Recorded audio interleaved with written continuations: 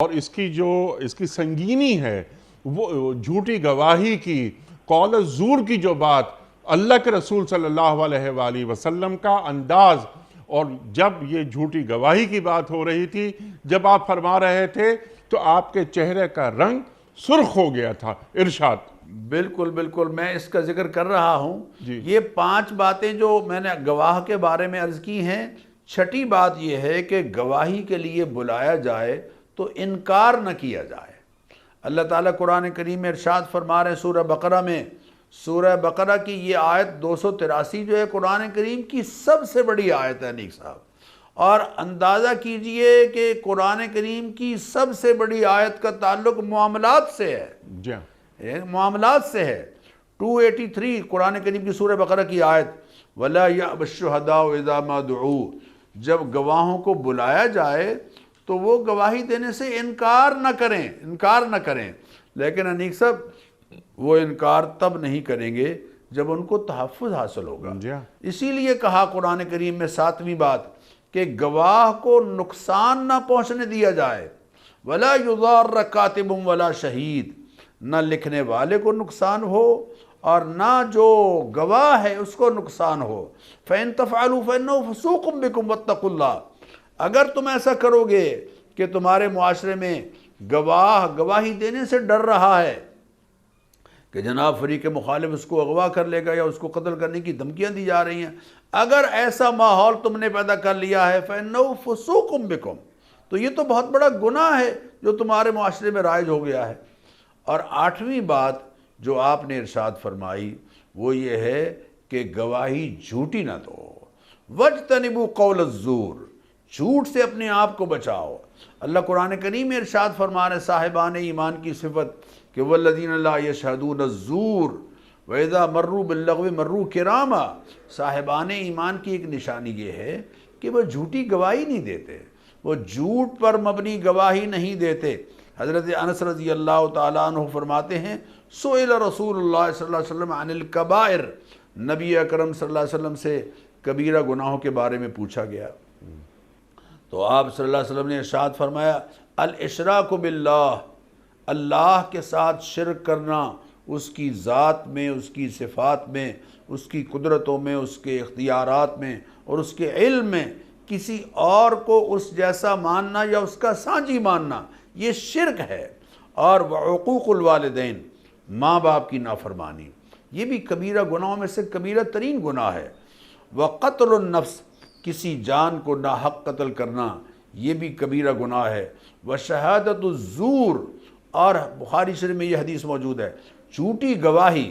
اور وہ بات جو آپ نے بیان فرمائی کہ نبی کریم علیہ الصلوۃ والتسلیمات تشریف فرما ہے اور آپ صلی اللہ علیہ وسلم لوگوں سے فرما رہے ہیں کہ دیکھیں سب سے بڑا گناہ اللہ کے ساتھ شرک کرنا ہے، اللہ تعالیٰ کے ساتھ شرک کرنا بڑا گناہ، اور ماں باپ کی نافرمانی بڑا گناہ۔ یہ بات کہنے کے بعد آپ اٹھ کر بیٹھ گئے اور آپ کا چہرہ انور سرخ ہو گیا، اور مسلسل آپ یہ کلمات کہتے رہے کہ تیسری بات جھوٹی گواہی دینا ہے، جھوٹی گواہی دینا ہے، جھوٹی گواہی دینا ہے۔ اتنی بار یہ بات آپ نے دہرائی کہ صحابہ کہتے ہیں ہم کہتے تھے لیتہو سکتا، کاش آپ خاموش ہو جائیں۔ آپ تھک گئے ہیں یہ بات کہتے کہتے۔ اس بات کی سنگینی کو واضح کرنے کے لیے نبی اکرم صلی اللہ علیہ وسلم نے یہ بات ارشاد فرمائی۔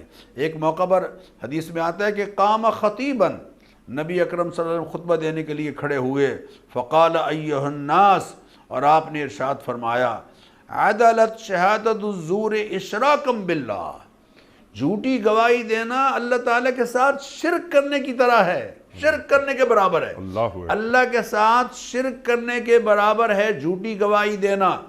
ایک خاتون نے نبی کریم علیہ الصلوۃ والتسلیمات سے عرض کیا کہ یا رسول اللہ اقول ان زوجی اعطانی ما لم یعطنی، میں اپنی سہیلیوں میں جب بات کرتی ہوں تو میں ان سے کہتی ہوں کہ میرے خاوند نے فلاں چیز مجھے دی ہے حالانکہ اس نے مجھے نہیں دی ہوتی، تو اس کے بارے میں آپ کیا فرمائیں گے؟